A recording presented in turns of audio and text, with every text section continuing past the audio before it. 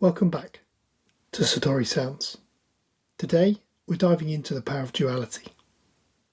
We're often told to choose a side. Hustling versus health, logic versus intuition. We're going to explore the balance between the extremes, such as the drive of work and the enjoyment of doing nothing. We'll explore how self-awareness can turn these opposing forces into a catalyst for personal growth, and why sometimes doing nothing is the most productive thing you can do for your creativity. We hope you enjoy the episode. I was thinking about it the other day with food, because one of my wind downs after a day of work is sometimes to cook. But you're right, because sometimes, actually when I've had a long day, sometimes I just want to go and get a quick bag of frozen pizza. But weirdly, don't ask me why I was thinking about this when I ate the frozen pizza, but I was sitting there eating the frozen pizza the other day, watching trying to YouTube cope with the videos. shame of eating the frozen pizza or watching YouTube. I know what it was. This is a justification episode. We're here to talk about me, okay? But I sat there and I was watching someone make pizza while I was eating some crappy frozen pizza. That's all very meta. That's crazy. But I sat there and I didn't know why is it that this is just as satisfying as sometimes going out and getting a meal with that. And I think, there is that part of time comes into it as well. But I think also you can't really have one without the other. You don't know it's a shit pizza if you never knew what a really, really nice pizza was where my thoughts went after that. Yeah, you've got to have a frame of reference. And I think there's something in there that I'm going to relate to the Tao Te Ching. It's probably not related, but I'm going to do it anyway because that's the kind of guy I am. First reference linking to pizza to that. This could be a world first. This could be a world first, but it's this idea that we're naturally multifaceted to some degree, and in the kind of worst option, you're going to have some good, and in the best option, you're going to have some bad, and that almost when you're eating the good or you're eating the bad, you'll notice sort of that tiny bit of good and that tiny bit of bad, and you'll come to enjoy it either way or not enjoy it because of those two individual things. So I suppose, how does that relate in the grander scale? I guess it's more about that natural duality that you're going to engage with, potentially. Yeah, that's very true. And that, would we go as far to say the yin and the yang of it, I guess, as well, in some ways. Just thinking it's what you were saying there. That's the Tao Te Ching. That's the... I'm just visualising that as you were saying it. You've got those two aspects of it that are chasing. But that creates... But you see, then does that create some tension with it in some ways? Because they're all both chasing each other in a way, you could say, couldn't you? With the two aspects of that. But food, if we take it back to the food and introducing that concept. I think there's a bit of tension in everything we do naturally to some degree. So, as you were saying, how do you know the good pizza is a good pizza unless you've had a bad pizza? There is naturally going to be a conflict between those two ideas. But that doesn't mean you had a bad time having the bad pizza, or you had a great time having the good pizza. So there's always going to be that ebb and flow between the two naturally anyway. And they're going to clash. You know, if you're sitting there arguing about with other pizza reviewers online, I think Dr. Ertgeker's tomato mozzarella pizza is top tier. I don't care what the artisans in Italy say. It's not for me. You're right. And I think that could be related to other aspects of that aren't just food. Because those frames of reference, as you were saying that, my mind was kind of jumping across to, actually that comes into feelings as well, of happy and sad and all these other aspects, and you can't really have one without the other. And I think one of the things that I've found looking at that is that actually there's some odd comfort in knowing that both exist, in that sense that you're not kind of how do I put this, I guess there's less friction, there's more of a balance is probably the way I look at it. So with emotions as well, is that actually it's okay to be happy, it's okay to be sad, we've talked about before, but like with food, you can have a crap pizza, you can have a good pizza. And yet, we live in a world now where everything is trying to be optimized. And everybody is trying to kind of have the perfect thing. Here's the perfect routine. Here's the thing you have to have. Here's the supplement. Here's, this. And actually, I wonder whether we've taken it too far. Because I think optimization has its place. But actually, have we taken it too far where you've created so much friction that people are almost feeling guilty for wanting the bad pizza because I've got to be healthy? I think to address the first part of the emotions, you can almost quote 50 Cent. You wouldn't know joy if it wasn't for pain. What's the sun without the rain? Shout 50 Cent. But you're right, and I think we live in this time of almost extremes, and people, when you jump onto social media immediately, you start to oscillate between those extremes. As you said, this fully optimized, whether it's relationship, food, workout routine, even a hobby, whatever it might be, you're operating in that extreme, you're being bombarded with that data all the time. Yeah. And then when you're not that, you're oscillating to this almost not good enough space. Well, I can't speak generally for everyone, but that's the temptation. Mm-hmm. And I think today's society doesn't tolerate the balance very well. And it sets these things up on a pedestal, which makes you have further to fall when you don't sit within the parameters of that pedestal. And I think that's the trap. I think that's a really good way of framing it, because that is what's almost sold, and I'm going to call it that. It is sold that you need to have this over-optimization, and you need to live this one way. And I think food's a useful reference because we all know that not every diet works for everybody. So actually a certain way of optimizing isn't going to work for everybody else themselves. And I think work itself and dedication, if we look at the gym, going to the gym the whole time and just working out, a lot of people have said that actually once they take some time off and then go back, they're actually almost stronger than just continuously going, because actually they've given themselves some time to rest. And so I think that's also a misnomer that sits within that as well, is that we have this whole need to push, but actually without the rest, you're not going to be able to recover properly.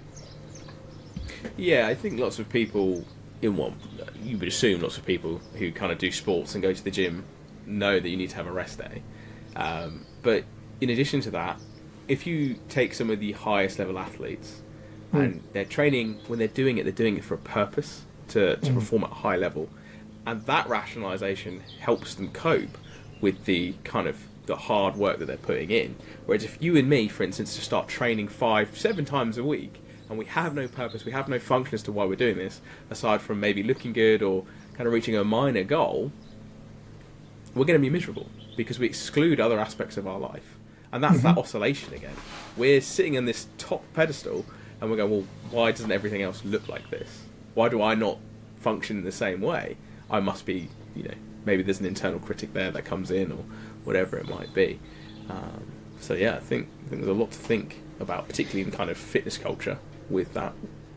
Definitely. But the point that you talk about there of realising that you've got that oscillation, I think that understanding of that duality is a useful way to help change a view and a perspective, because I think this rigidity that we kind of start to scratch on, I think there is a real issue with this, right? People talk about monk mode, locking in, hyper-focus and all of this.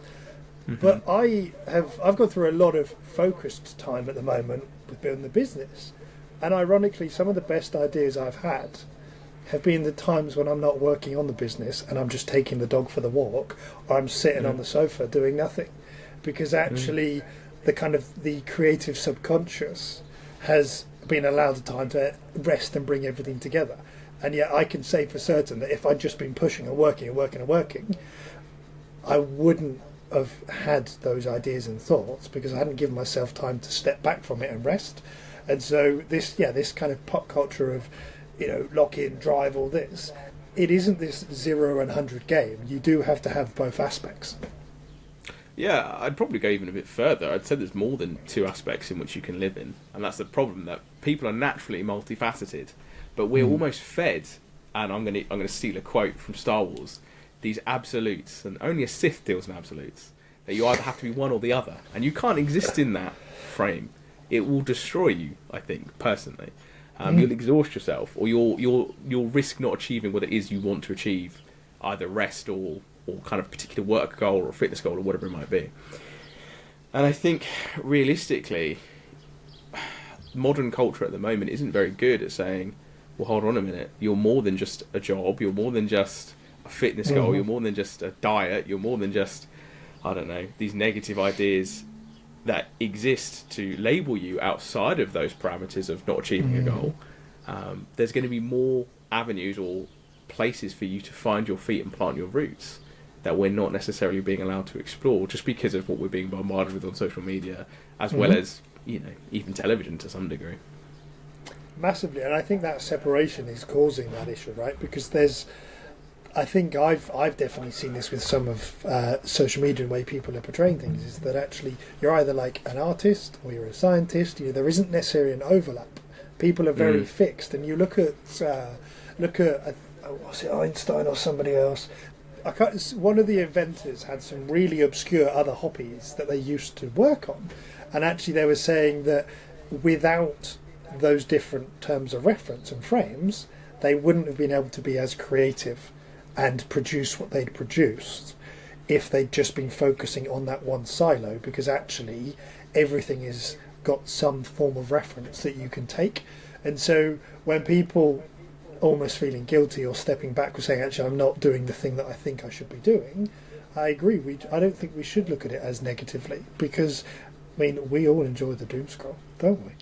No, absolutely. I think the problem is as well that, naturally speaking, human beings, we experience cognitive overload. That if you are constantly engaged with a task or problem solving consistently and not giving yourself the chance to rest, you become naturally very tunnel visioned. Yep. And actually it's exhausting. It burns up your energy. Thinking burns up energy. And as you said earlier, if you're not resting, like by going for a walk with a dog, you're not giving your brain the time to wander. And I really like Rick Rubin's way of describing this in his book, I think it's The Creative Act, which was a gift that Jess recently gave me, in which he says we are almost like a lightning rod for creativity. So in order to be in the best place to get that lightning, you can't stay in the same place. You've got to allow yourself to rest and almost move your lightning rod to attract those creative forces that you can then funnel into whatever else you're doing.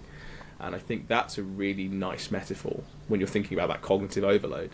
If I stay in one space all the time, no creativity is going to hit me because the lightning has moved. So I now need to move to follow that storm, that creative storm, if you like.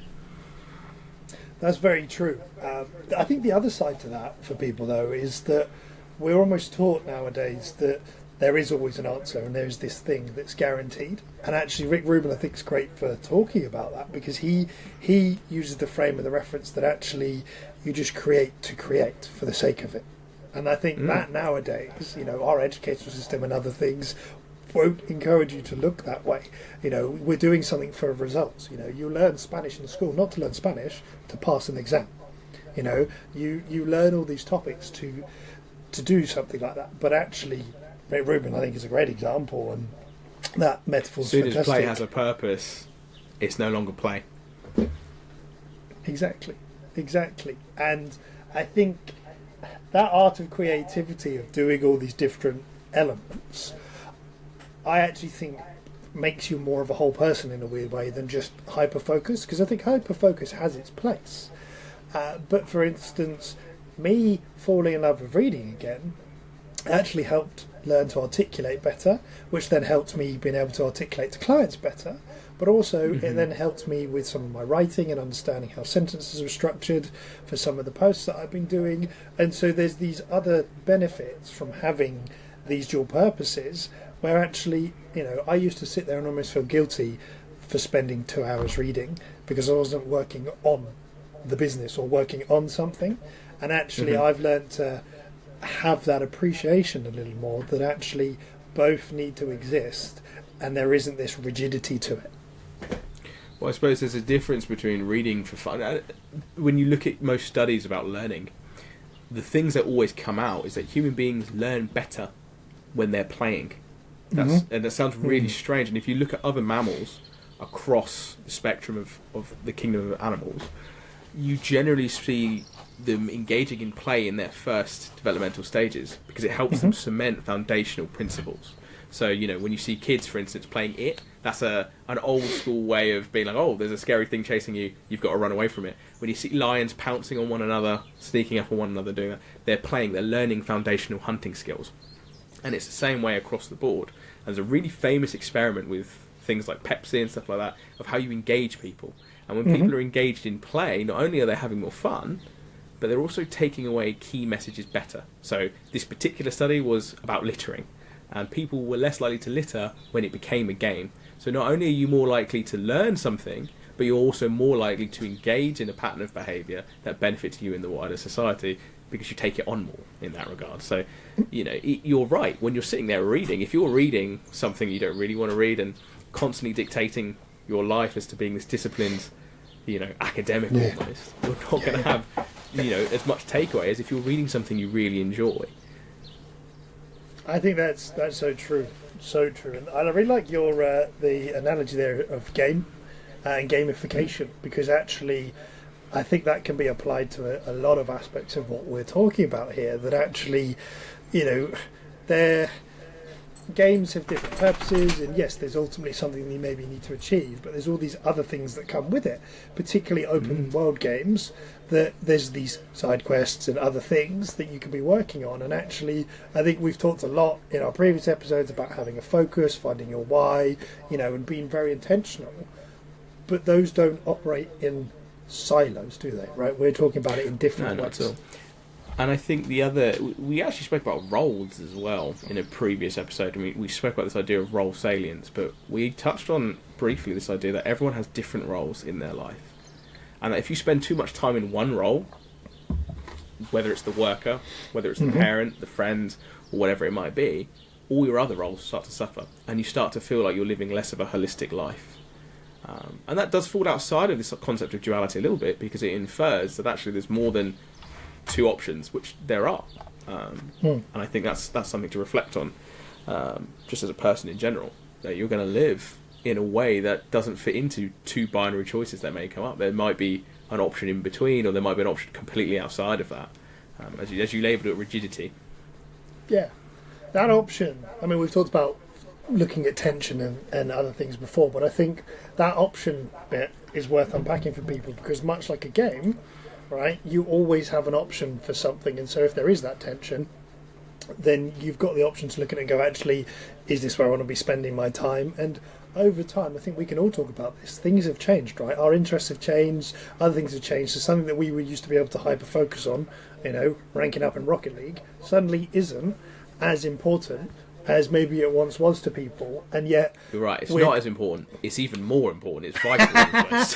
In fact, I'm going to end the episode here. We better get on with Rocket League. We've got champion to get to. Yeah, absolutely. No, Master but it's division. True. I really like the idea of game and creating, though, that we've just been talking about there with duality, because that, to me, and your idea of the metaphor of the lightning stick and moving for people, I think the concept of duality of these two poles and friction is actually good, and we've been taught in a lot of ways that that's wrong. You should only have this one thing, and actually I think acting fast and slowing down both are just as important, not too much, and you have to find your own balance. It's not a 50-50. I think doing deep hours of work and then mind numbing yourself to sleep with doom scrolling on the odd occasion, if that's what you need, so be it. I think we've talked about this a lot of times before, that it's okay to have all these different poles and vices, but it's always around that proportionality, and I think that's where the game and almost the dance, I think Rick Rubin sometimes called it that dance of just balancing between all these competing and opposing forces. Yeah, I think when we think about opposing forces as a concept, because there will be natural pressures from different things that will pull you in to doing different activities as and when you need to do them. That's just a fact of life. There will be deadlines where maybe you are potentially procrastinating. I'm really here to play Rocket League and eat ham and pineapple pizza. I have nothing else to do. Yeah, exactly. Well, that's life's mission. That's it. Play Rocket League, eat pineapple and ham pizza. Maybe not that one, but... yeah, and I suppose there is a lot of work around mediating those, and that, unfortunately, is part of being human. You're going to have to do a bit of problem solving. It's not as simple as going, oh yeah, you've got to find balance. I mean, if that was the case, we'd all be sitting there being like, oh yeah, I found balance. I'm pretty much enlightened. But that's another skill in and of itself. You have to begin to mediate at what point you can swap in one sort of role or one sort of piece of enjoyment or activity. So like, because activities have an antidepressant quality to them. That's the first thing we recommend in things like CBT if you're feeling low in mood is behavioural activation. But you've also got to temper that needing to be activated with also needing to rest. And I suppose it's up to you in those moments to look at what you're doing functionally, why are you doing it, and whether there is scope to maybe change between these two activities that or these two things that you're wrestling with at the moment. Is there a middle ground? Can you adopt that? And what does that maybe look like? So if you're oscillating between doom scrolling and then hyper focusing on, I don't know, an Excel spreadsheet, is there a middle ground? Maybe you can get yourself some lunch, maybe a cup of coffee or something like that. What does that look like? No, I need to numb my dopamine receptors. They're fried. They're just burnt. Yeah, I agree. I think looking at that can be... I think the most simple analogy, and people talk about this at work, is if you have been focusing, just go for a walk around the block or go and have lunch, disconnect, right? There's so many studies, narratives, people telling you this, but I think the reason I think it's key is that disengaging. I think that, to me, is where this principle of duality is really interesting, because I think you should disengage.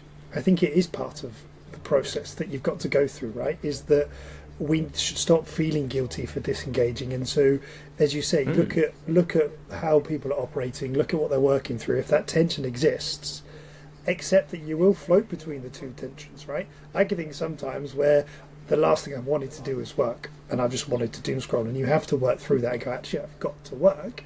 But the contrast to that sometimes is that actually, are you working too much? And do you need to disengage? Because otherwise you'll just burn out. If you're just sprinting for a night or two, fair enough, that can work. But actually, don't sit there feeling guilty for resting all of Sunday if that's generally what you think you need to do. Yeah, and I think it's the hallmarks of those that you have to be paying attention to. What does it actually look like? What are your warning signals? So if you were a car, what would come up and tell you that you need to check your engine light? So if you're sitting there resting on Sunday, that looks very different. A rest looks very different to, say, languishing. Are you spending 16 hours in bed? Because if so, there might be a problem there. If you're spending and if you're working too hard, are you spending like 12 hours looking at a screen, not giving yourself a break, not having lunch, maybe not getting up and getting yourself a drink of water? What are those signs? Are you looking for them efficiently? Are you paying attention to them when they're there? And if not, what's that about? Are you stressed? Why are you stressed? Really start to ask yourself those questions about what's happening in this moment. And I think that's not just about duality, that's almost about awareness, which is a separate skill, which again is that idea of we've got to mediate. That's another skill that you've got to build on top of it. So we've got this really useful principle of sitting between two things. But there's also this other bit that sits alongside it, or perhaps on top of it, that is being aware enough to go, actually, am I oscillating? Am I sitting in the middle? What does it look like? It's almost like a toolkit for a game, really, what we've been talking about, all of this, right? With all those different roles or principles for people. And I'm going to come back to the game point because it's very visual in my head. You've talked about it with moving the being able to be struck by lightning, but the toolkit. Well, I spoke about the game thing in context of learning rather than being struck by lightning. The creativity part is more about just letting the space be there, so it comes in and out. Sure, but I mean, it's almost the way I look at it is almost a game because things move and change. I guess is the way I was looking at it. But for learning, yeah, I think gaming is the same in enjoying that. But for the toolkit of looking at all these different principles, I think that also is that's also a real point around duality, right? Is because there are these duality, meaning these two opposing points, is that actually there aren't always going to be that perfect aspect of extremes, and so you are going to have to look at your own toolkit to work out what's best to apply to that situation. And I guess that's where I was trying to reference it back to the game is, different parts of a game will need different pieces of kit. Yeah, I mean, it's like cooldowns. If you want to use the game analogy, is thinking about it in context of, okay, you've used that ability. Let's say you're playing League of Legends, okay? Or maybe you're doing Rocket League, whatever it might be. you've run out of boost. So what do you now need to do? What aspect of the game do you now need to engage with so that you can go back and access that other part of the game? And it happens in stages. And I think you run out of boost, like in Rocket League, you go and you get some more boost, and then you can go back to charging at the ball. You're charging at the ball, you're trying to score a goal, etc., etc., etc. That's your goal, or your outcome that you were looking for. But you can only get back to that outcome if you've managed to attend to other parts of the game. Similarly with cooldowns in like League of Legends or something like that. Yeah. I think that's. I was just lost. I was visualising the ball. I wasn't even listening to you. No. No. You ran out of boost. That's what it was. Ran out of boost. That is a far too addictive game. I can happily say I spent too much time on that game. No, not enough. Not enough. Not time. enough. Not but enough. Then that's where it comes back. Because sign me up. But actually, spending a whole weekend on that, right? If you do it every weekend, then it becomes a problem, right? But actually, if I've worked 60, 70 hours that week grinding out of work and I just want to disengage and numb my brain, who's to say that sinking 12 hours into Rocket League is a problem? That's subjective, really. Yeah, I don't have a problem. Society has a problem. I mean, as long as you're not leaving pee bottles around or anything like that, I think you'll be all right. But yourself here at that point. Yeah, absolutely. And again, it comes back to extremes.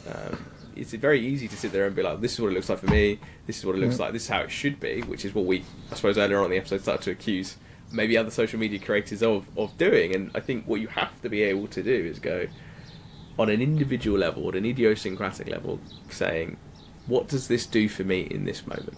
So I've spent, I don't know, the best part of a day absolutely sinking hours into Rocket League. Do I feel good? Or do I feel really awful? 100%, you always feel good after Rocket League. It's that was a rhetorical question. It's after work that you don't feel good. But no, it is that question. How do you feel afterwards? And it's not just these kind of senseless negative automatic thoughts that might creep in so that you're crap or you're rubbish. It's deeper than that. It's asking yourself something like, is this how I want to be feeling right now? Or what was the purpose of that? What did that serve me? How long did I spend on that, and why was I doing that? It's those kind of questions that will help you de-alienate whether you wanted to spend your hours like that or not. Not the kind of broad criteria of, say, like a social media guru like us being like, don't do that, do this. Do that. But that's, people are looking for hacks nowadays. People are looking for the quick wins. There is an element of society that has kind of shifted to quick wins, quick thoughts, the process. And I think it's an unpopular opinion that what I'm going to say here, but I actually don't think there is a substitute for doing the real work. No, there isn't. It's like a Carla always says, take shortcuts, get cut short. Boom. Right? Bars. And it's true, right? So if you're acting in that space of duality where you're grinding, make sure that you've got the time to be aware and realise that you need to slow down and eat your frozen pizza. But at the same time, if you want to go out and go and spend 2 hours creating, or overnight creating the perfect pizza so the dough's risen, etc., don't feel guilty from that, as long as you are having that balance and those checks and balances are in place and it's moving you in the direction that you want to go.